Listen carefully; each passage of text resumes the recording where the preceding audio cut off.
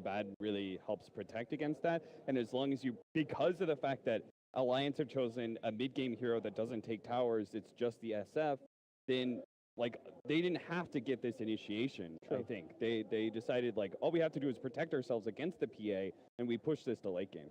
All right, well, going into this game, guys, I think all of us said that we thought VGJ had executed a little better, and if the drafts were relatively even, we favored them. Are we sticking by that? Yep, I'm sticking by VGJ for this game and for the series. I'll go back to Alliance. I said I thought they'd win earlier. We'll stick with it. I think they got it. Yeah, I think we're 3-1 for VGJ. One more game in this series. Winner goes on to our last series of the day. Loser has to fight for their tournament life on Saturday. One more time, let's throw it out to our casters. Here are Coddle Guy and Lacoste. Prepare for battle. Thanks, Nahaz. We are here at the caster desk, ready to bring you Game 3 hype. VGJ versus Alliance. Should be a doozy. The panel felt that the draft was pretty close on this one, but that VGJ is a team that can execute a bit better, and they felt that they were going to be the team to take it. Overall, I'm like VGJ's lineup more, especially with that Abaddon last pick. You can remove Starladder out, you can protect pretty much anyone, so PA is not that much of a damage dealer, and she won't go on a target that has shield on. Also, with all the buffs for Lifestealer from Bloodlust and Troll, I think they have Silver Lane anywhere. Here, of course, we're going to be seeing will Shadow Fiend clock combo. 30 seconds. Will allow the Shadow Fiend to waltz to the lane, or just a few bits of extra souls, extra firepower to work with to give him even more of a significant. Dota's a great. Here is now a smoke approach, though, coming out from VGJ. I like this. You actually can take advantage of the situation. You already can predict what Alliance are going to be doing with the Cogs and with the Shadow Fiend, and now you can almost use that to your benefit to catch them off guard with an approach possibly like this one. And it looks like 4 EPM could be the one to suffer the battle. Indeed, it is going to be FY who picks it up. VGJ. Start with your first. Yeah, good reading from VGJ. They know Shadow Fiend will try to kill the Cogs and get the rune there, so they get the first blood. Who gets it actually? Ogre gets it. Pick up. Back to their phase, and already they have FY here to the assistance of Reese is going to be going against this matchup, where the Shadow Fiend is going to have a bit of a spicier right click, you could say. So he's going to need the extra assistance. Yeah, I'm wondering how ROTK is going to do on top lane. He has a poor man's shield finished. There's an action going on him, but there's no shrine right now. 5 minutes cooldown from the start, so he will need to be careful right now, or just bring some extra regen, or have Ogre rotated on top. ROTK had playing the Abaddon in the offlane for quite a while. It's funny because at the start of the series, I believe it was Jack, who was talking about ROTK, who loves watching a lot of the Western scene and taking some ideas from them. And off-lane Abaddon is an American classic by Logan of the community. Made that pub strat happen, and then was quickly adopted by the likes of like IX Mike and Bulba and such. And it was quick fire, and now it's going to die. It looks like RTK could be in a bit of trouble here, but he does manage to get that shield off at the end, and it's Anskip who's able to barely make it into trouble. Fine for now. He needs to go back to his shrine or just heal up completely. Mid lane though. Oh, quick takedown right there. It's going to be the Shadow Fiend who's dropped. And a successful start again. VGJ here in number 3. And really, Shadow Fiend takedown. He's going to lose all that soul power. Not all of it, Back but to a 9. chunk of it. C9. Bottom lane, Clockwork got some XP. He's almost level 3. Has a wind lace, and once he gets his boots up, Fender should be really careful about it. I mean, he gets a kinetic shield, and that's pretty much it. If he gets the good battery assault, he can solo kill him. Anytime it does look like there was an Invis rune at the bottom lane Oh, for FY not to again. grab up. He's going to take it right to the mid lane here. They just got finished bringing down Limp just moments ago. A double takedown with just super power. Dyer's top tower. He even has an orb of venom. Oh, it's bottom where the skirmish is going to break out. Looks like Jonas is able to make back of the TP there, and they make their move in for Limp, but Hanskin will be here as the gatekeeper. Tells them to slow their roll. Limp will be fine. It pops his south. Yeah, you see with the recent changes, Clockwork and the Baron, they already had to move back to the base, heal up. Yeah. So they're not going to get as much levels as before. ROTK still being level 1. Missing out on the first 5 minutes of that Shrine action is definitely a tough blow, in particular to the off-laners, but even the mid-laners too. Not to fall back on that in case things get a bit too rough. Puts a lot more value back into the laning phase. Again, remind the value in the deny game too, and you can see it there. Shadow Fiend's, of course, a bit inflated because of the cost, but even the lifesteal, 11 denies, being chunked together for aggressive. Trying to take away as much as possible from Clockwork and gain even more for himself. He's getting chased down at the moment from the battery, so he's going to eat a few smacks on the back. Will force him to go into that salve, but not too troublesome. Baron still struggles to get his levels. He's on top. All right, at least he has a rune coming up pretty soon. Enough gold for boots of speed, so he'll be more mobile. He needs to be careful about using that aphotic shield Dire's before top tower Crystal is Maiden under uses attack. Bite. A soldier's fortune. Imagine that Alliance will be privy to that and hoping to hold out the frostbite as much as possible here. Jonas and FY will just exchanging some blows here, but FY is eventually catching with the stun. Then Rear has shown up, and with that kind of power, they're going to be able to get the finish. It's Jonas who gets dropped, and VGJ who are now up 3-0 at the start of this one. Track is all over the place. 3 kills, has almost enough gold for Tranquil Boots and some Infused Raindrop, extra mana regen, and to block the damage coming out from Shadow Fiend because he will focus on the mid lane again. Lots of mileage here for in this one. Serious impact in the mid game, and now they're catching out Jonas. The off lane too. Trying to build up a couple of stacks here. This new jungle spawn every minute has got to be something awesome for Shadow Fiend, I'd imagine. One to normally fall back on the jungle, now he's going to have even more creeps to be able to burst through with those raises. Free is just pushes the lane so he's not being threatened. Let's see, do they have a scan? They do. Sees that 2 supports are missing, should be really careful right now. Skill's trying to creep in there, but difficult one to approach. I'd say the same here is going to be Jonas who's able to bump back some trouble. Avoids the potential Fender getting close to the glimpse and pulling him back into an awkward spot. It is very apparent VGJ are definitely going out on the aggressive at the start of this one. Not stopping yet. Just after that little bit of a scuttle there in the bottom lane, they've already popped the smoke.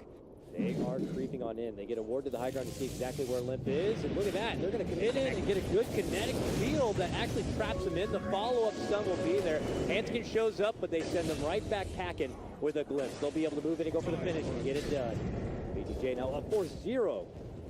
And they even force out additional rotations. Jonas swings through. And what a play from Troll. The instant move on the side. Oh, Nice deny. Alliance takes away the rune benefit there Dire's for bottom freeze. tower is under attack. Loda went for super aggressive build. He sees who's playing the carry on the other side. It's aggressive. He says, I need to be as aggressive as I can. Blightstone plus Orb of Venom. That's not paying off right now. He's gonna turn 1 into Deso later, but they couldn't get a kill on a Baron. Kinda useless to have that Orb of Venom right now. As we see RTK working his way through the jungle nearby. Bottom lane now where aggressive is making the move in. They get the open wounds and the kinetic field. It's all but certain that Jonas could be done for this one, and they get it. With aggressive using the infest pop. The little Clockwork will be broken down into a pile of scrap metal. Cycled up, turned into a Dota game, Dire's probably. bottom tower is under attack. Radiant's top tower is under Oh, attack. RTK, see you later. Alliance going to be able to get themselves on the board now. Loda gets some good crit damage in, and EGM with a good flank.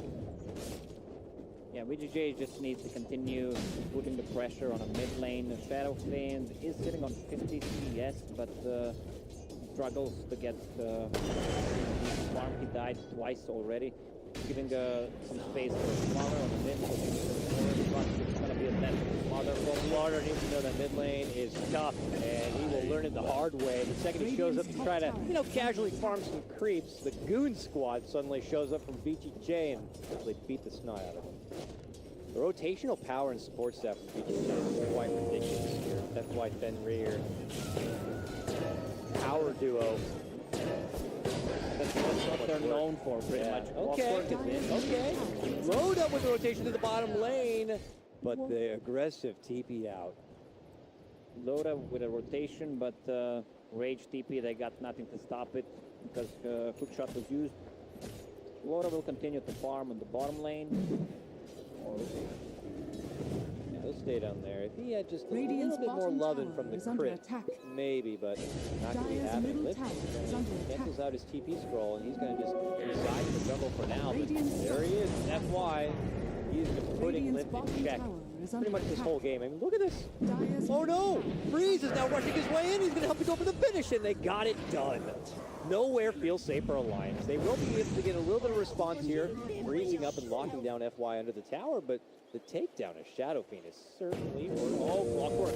Okay, suddenly a Wild Jonas shows up right near the Roach. Is going to be able to trap his Freeze. Freeze gets hit with the bump back, and they glitch back Jonas, lock him in, but he's able to get the rocket off and takes him down.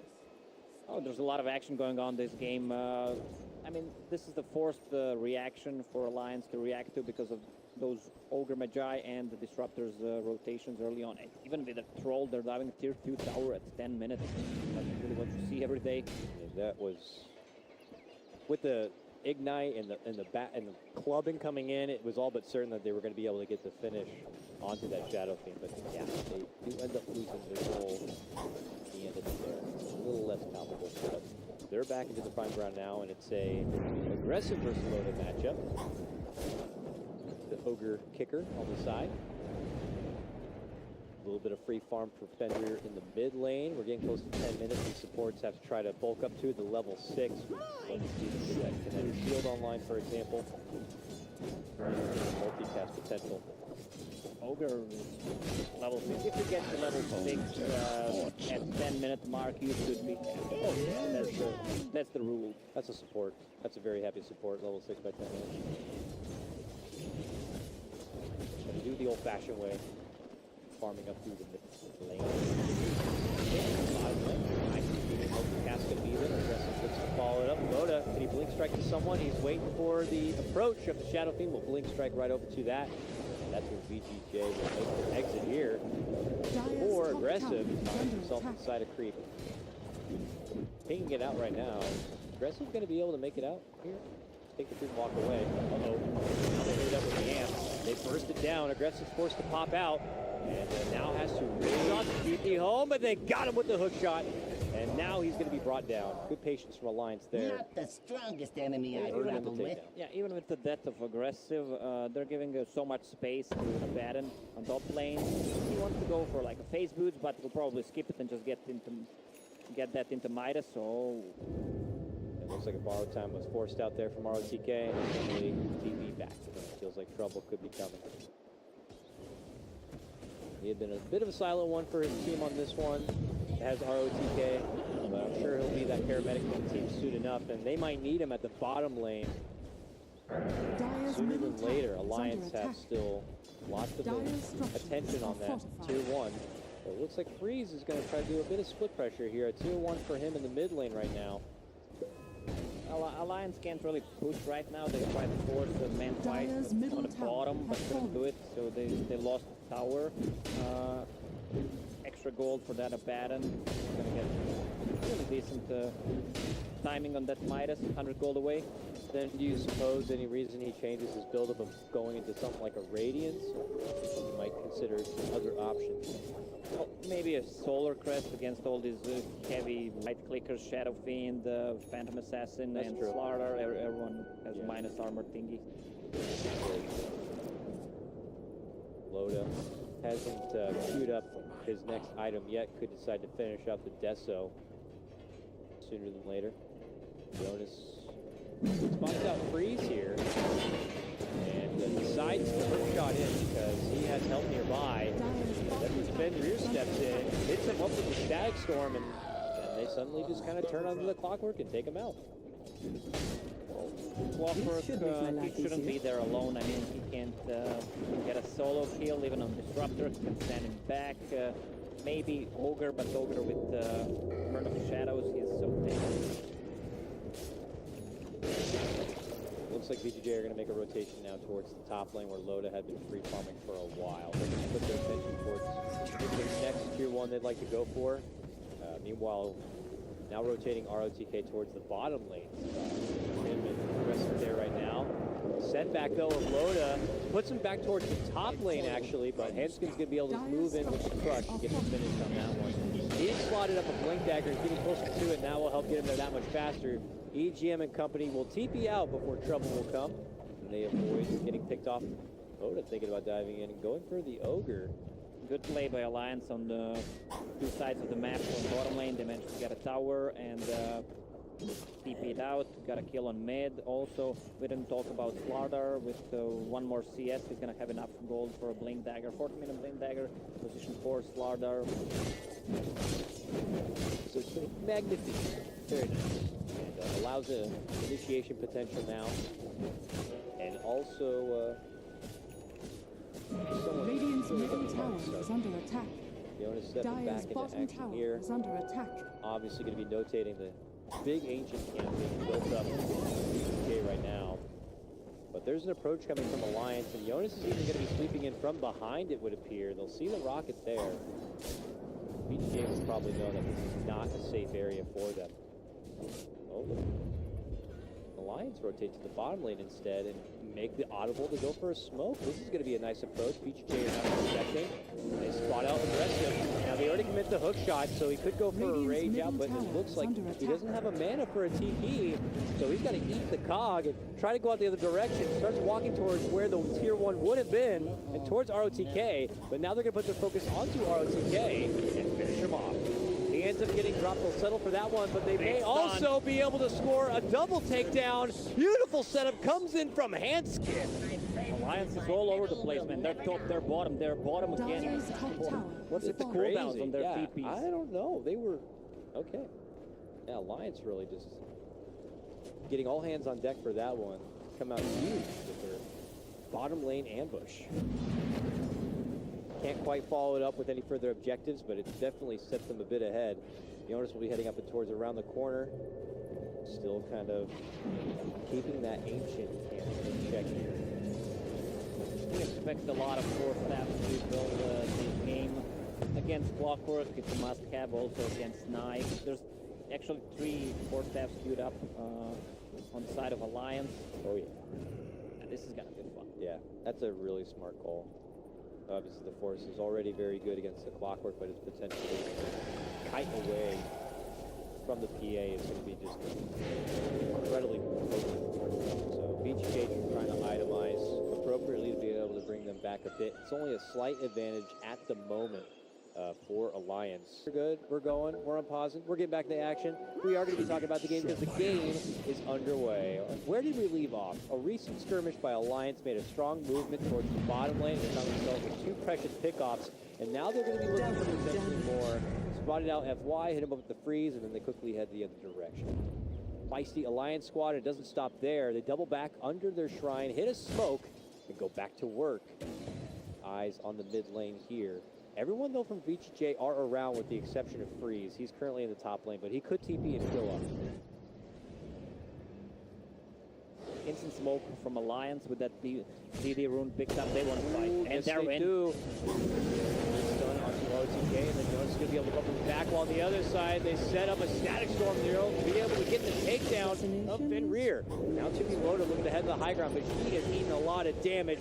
Freezing field from EGM does a good amount of work to force VGJ back, and they're going to be able to take down 2. Alliance lose no one. Double back for the tier 1 tower. Will be forced out here from VGJ, but ultimately Alliance will be able to snag it up. It looks like VGJ tried to fend off this tank approach. They didn't even bring in freeze for it either. The perfect execution from Alliance. Plus, they've taken down the tower. They might even consider going to Roche. Abaddon, after he's on cooldown, they will try to get it down. All right. No, that's no yet. That's only with the Blightstone. They should have enough damage to do. Yeah, it looks like VGJ are not really going to be bothering with it. Instead, they're going to be going for their ancient camp stack now. They know this is happening. It looks like they have that vision on the high ground to see Alliance flirting out the front. Jonas, though, is getting a bit curious. He's not getting more aggressive. He's going to be forcing out the rage. Basically, 4 staffs away. And that is... Look at this! Hook shot in for aggressive. Now follow Frostbite. He gets bumped back to the low ground. They focus some damage onto him, but he's still able to hold on here. But looking to cut him off. Jonas moves in, slides in, tries to catch him with a 4-step battery assault, but can't quite get it. While on the other front, they are going to get the takedown. Fenrir's dropped. Disruptor picked off on the side. Alliance begin to move on up even further now, 11-8 with an Aegis himself. Soldier's fortune. Alliance needs to use this Aegis. Deso is going to pick it up on Phantom Assassin, so pretty much you can take down Disruptor or even Nikes in a few shots. They have to kind of get back on the recovery grind now. They are banking on more of a later game here. They have lots to build up still. You want to get that crest on your Abaddon. The Troll needs more to go.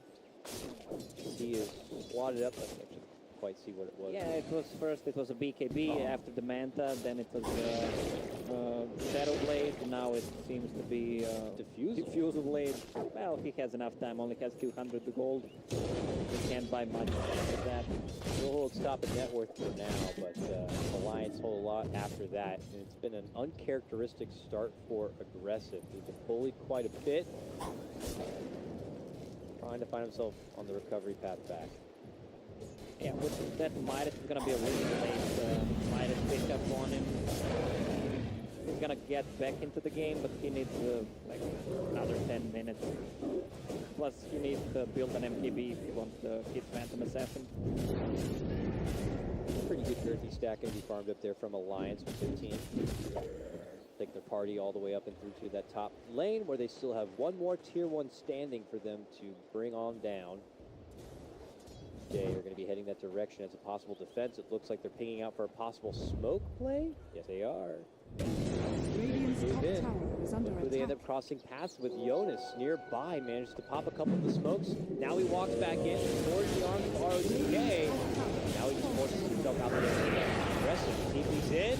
And they look to focus on takedown Jonas. He's done for. Looks to pull back on that one. ROTK's borrowed time's going to get popped up. And now look, the race is coming out. Lift begins to chuck him forward, dishing out their right clicks. A nice static storm going to be dropping Spender right on top of their head. But they're still moving on in. Aggressive, trying to get a hold of Lip, but he's tagged between Loda and Lip. He goes for the infest, but ends up being forced to pop back out. And he will get evaporated. Loda with the double kill on this one. Alliance taking this fight.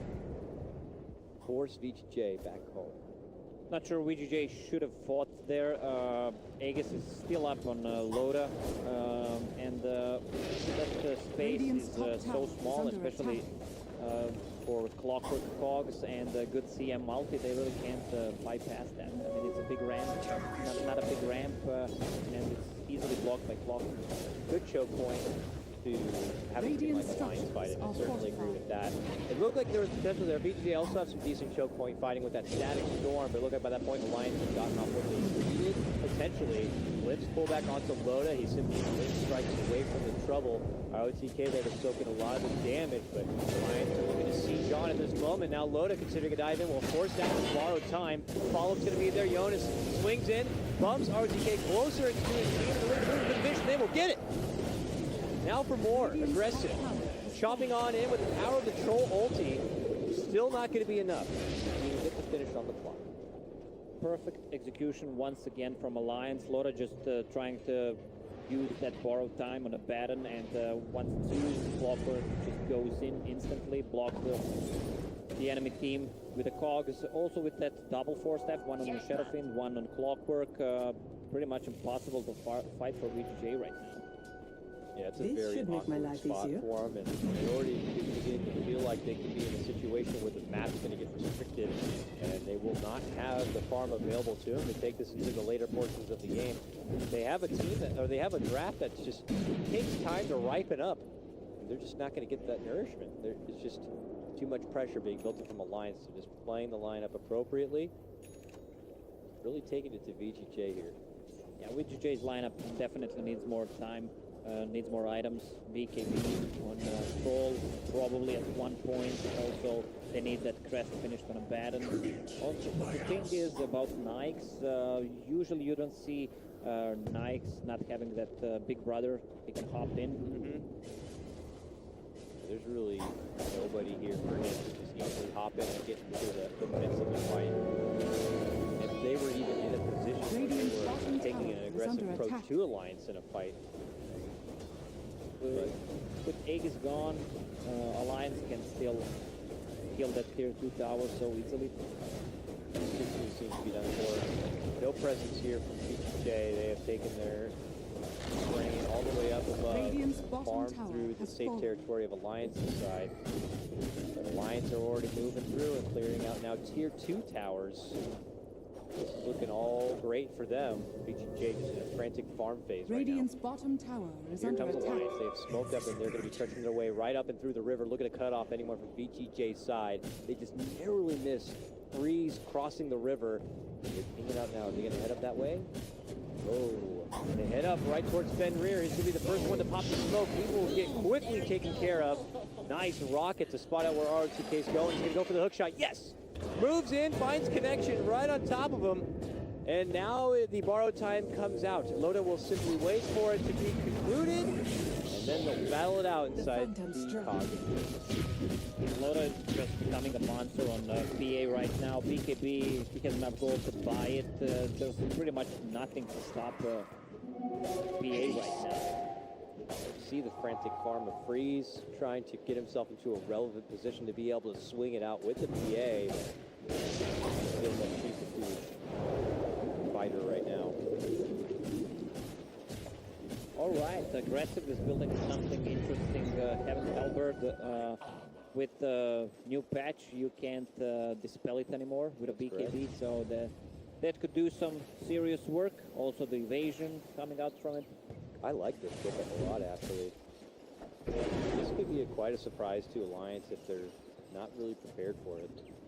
Yeah, the thing is that Alliance has 3 Force Staffs ready and 1 Glimmer Key, so they can kite as much as they want. That's true. If he gets up with the one disarm and then Loda can call out for it, get some assistance, and they'll bounce them all around. Alliance just kind of had that extra resources available to him because of all the successful pickoffs that they had with extra defensive items already ready to go. Now they are restricting the map as much as they can, getting down some pretty good deep vision. One for now into that mid lane, and they'll continue to dish out their restriction here on the VGJ as much as possible.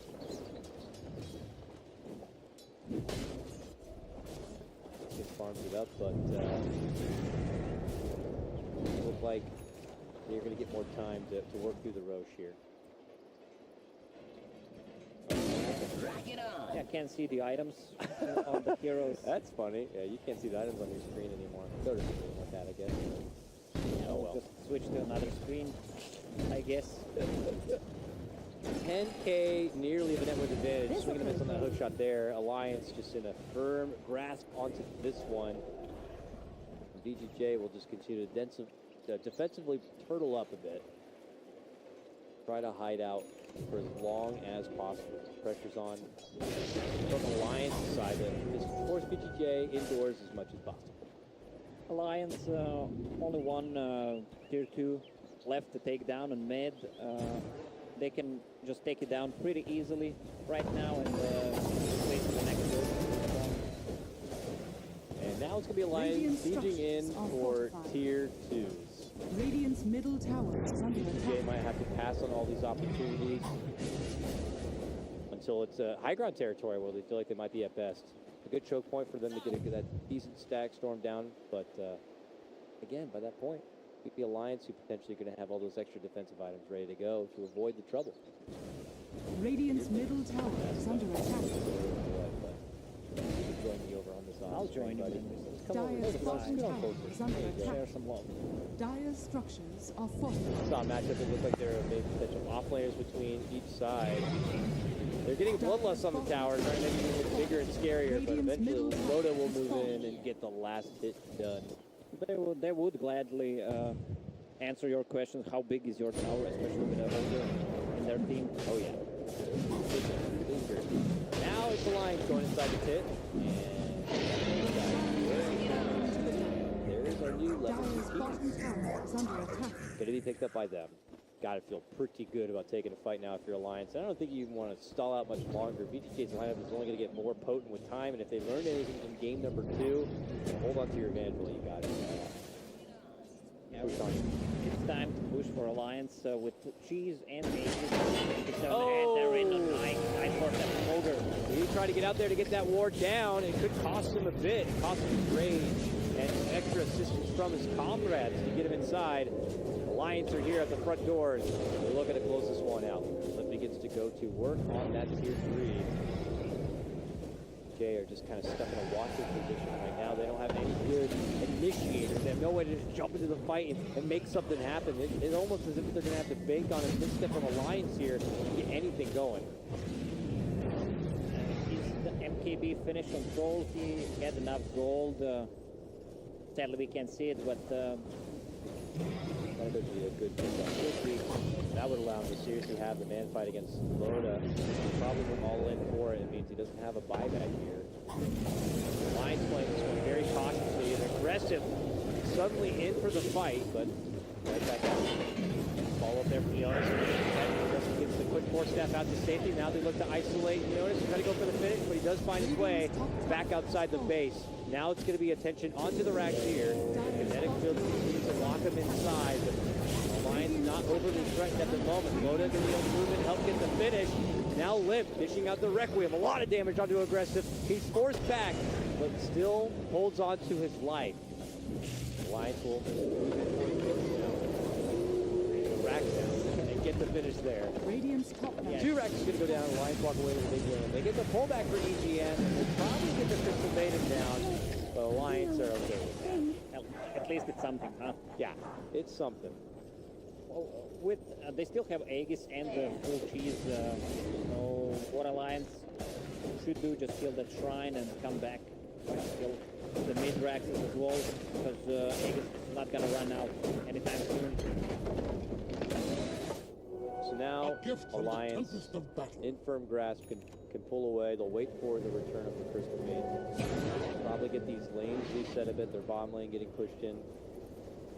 Get that pushed out again. Take it right back to VGJ while they're not able to. VGJ needs to try to move out of base, get a smoke, try to get a kill. If they engage in 5-on-5 fight against the 3-4 stab and Cheese Aegis, they really can't do it. VGJ will pull away from the bottom lane.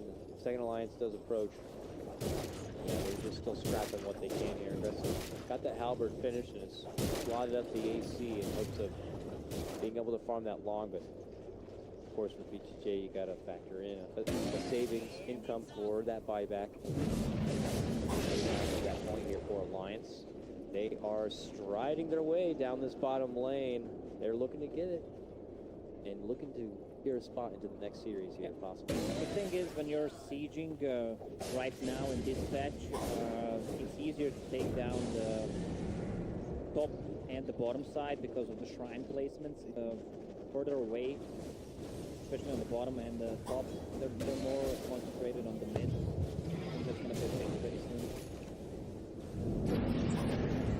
There you go. We've seen this story before from Alliance in the top lane. Here it is again. Sieging away onto this tier 3. VGJ looking for openings or ways to get themselves into the fight. Aggressive can casually walk into that one, but they just simply bump them off. Loda can just really pick up daggers from the low ground as much as he'd like. Finally will connect a brief stun onto Lip. All Lip can do is get the tower and turn back when they think they're going to initiate on him. So with those force that, yep, disarm, they hit him with the stun. They'll simply just raise out the remaining. Now going back in for it again, they hit him with the open wounds. Daggers continue to fly out from Loda, trying to maybe he could snipe down some weak supports in the back lines. Gators, of course, touch that first shrine. A long siege here from Alliance, but they're getting close. Dyer's Getting middle down this tower tier is 3. under attack. Very cautious approach. I think Aegis is going to run A out pretty soon, soldier's fortune. so they're just backing off. Not able quite to get the tier 3 finish. They'll settle back and go for probably that shrine instead. Dyer's It's a middle window of tower opportunity is under for Freeze attack. to move in and clinch down those ancients and get a little bit more farm time going for them. Oh, there's a big item coming out from the Baron. Dyer's Radiant, middle tower is 300 under gold. attack. Once he farms the top, he's going to have enough gold to actually buy. So that might be a big item. Also, if they hold this push from Alliance for the next like 2 minutes, 3 minutes, and give enough time to the gold to actually buy a BKB, they might take a fight then. That would be so big for people. I just don't know if they're going to be granted that kind of a time here. Alliance are not looking to allow it.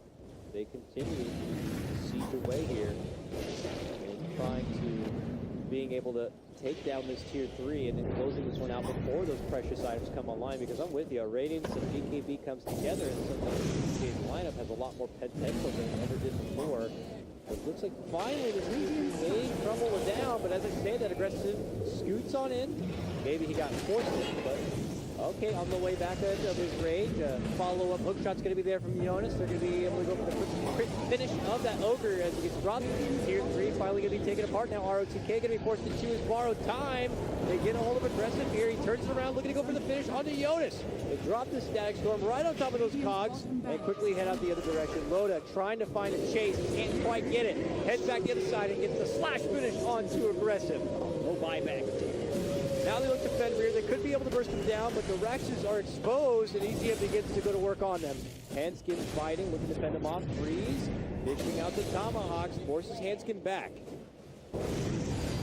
They're still not done. They're continuing to push. Cheese is handling the load at the limb.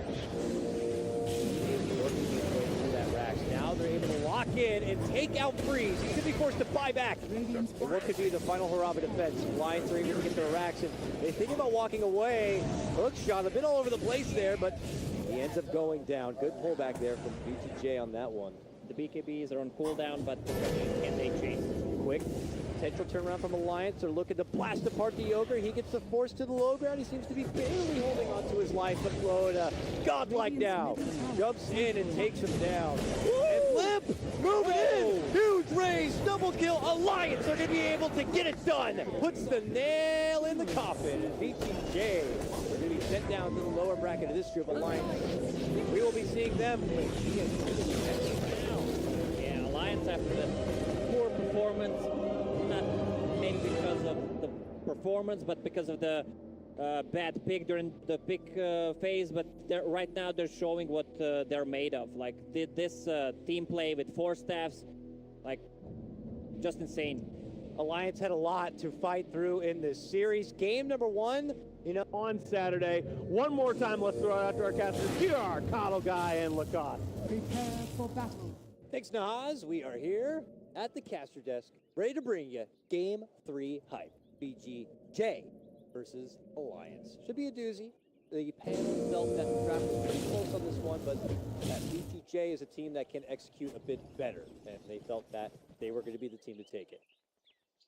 Overall, I'm like VGJ's lineup more, especially with that Abaddon last pick. You can remove Slaughter ulti, you can protect pretty much anyone, so PA is not that much of a damage dealer, and she won't go on a target that has shield on. Also, with all the buffs for Lifestealer from Bloodlust and Troll, I think they have super lane hit. Bad really helps protect against that, and as long as you, because of the fact that Alliance have chosen a mid-game hero that doesn't take towers, it's just the SF, then like they didn't have to get this initiation. I think they decided like all we have to do is protect ourselves against the PA, and we push this to late game. All right, well, going into this game, guys, I think all of us said that we thought VGJ had executed a little better, and if the drafts were relatively even, we favored them. Are we sticking by that? Yep, I'm sticking by VGJ for this game and for the series. I'll go back to Alliance. I said I thought they'd win earlier. We'll stick with it. I think they got it. Yeah, I think we're 3-1 for VGJ. One more game in this series. Winner goes on to our last series of the day. Loser has to fight for their tournament life. A lot of the Western scene and taking some ideas from them. And off lane, Abaddon is American classic by Logan of the community. Made that pub strat happen and then was quickly adopted by the likes of like IX Mike and Bulba and such. And it was quick fire, and now it's going to die. It looks like eventually. RTK could be in a bit of trouble here, but he does manage to get that shield off at the end, and it's Anskin who's able to barely make it into trouble. Fine for now.